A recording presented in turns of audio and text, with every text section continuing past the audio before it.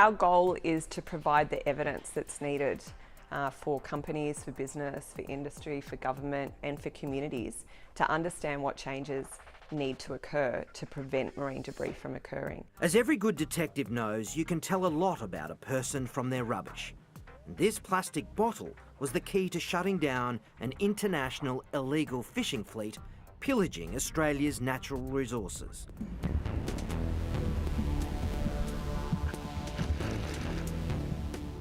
Heidi Taylor loved scuba diving, but because of health problems, she had to give away her job as a dive instructor. Not her health, rather the health of Australia's surrounding oceans. Now I'm an official rubbish collector and data collector.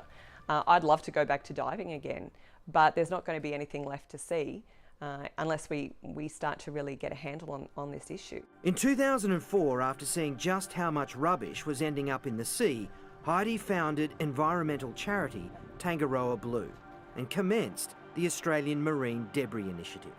It started back in the southwest of WA in 2004 and was primarily targeted at looking at the plastic that was washing up in the national park down there and trying to really understand why was it there in the first place and what could we do to prevent it from occurring in the future. Members of her group now dot the coastline of mainland Australia and its territories.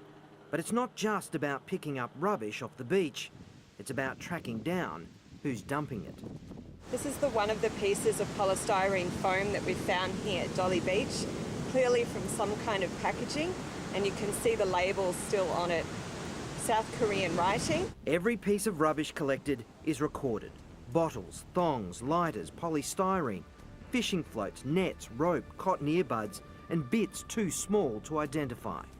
There are now over 8 million pieces of rubbish logged in the database. If all we do is clean up, that's all we'll ever do.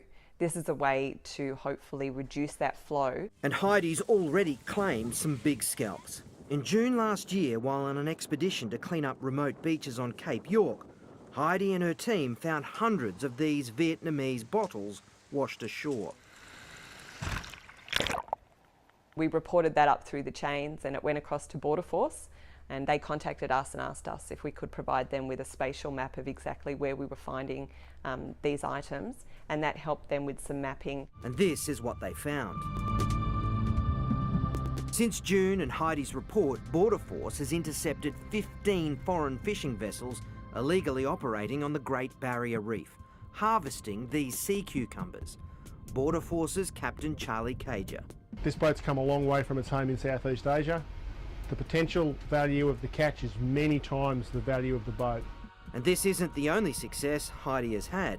So they're a sample. So the captains and the engineers on vessels, they need to do checks regularly on how the engine's performing. And when a series of these washed up on West Australian beaches with the ship and captain's name on them, Heidi was quick to report them.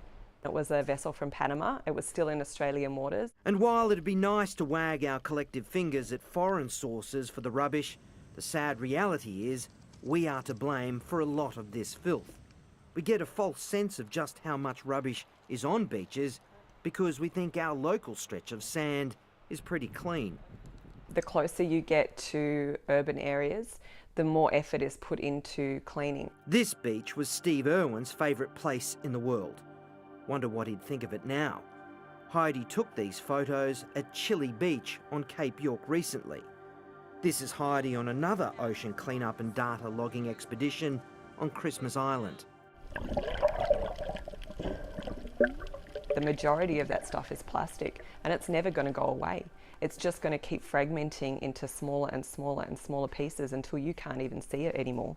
Doesn't mean it's gone away. This beach looks pretty clean, and it should, because Heidi and her team come here every 3 months and pick up about 300 kilos of plastic.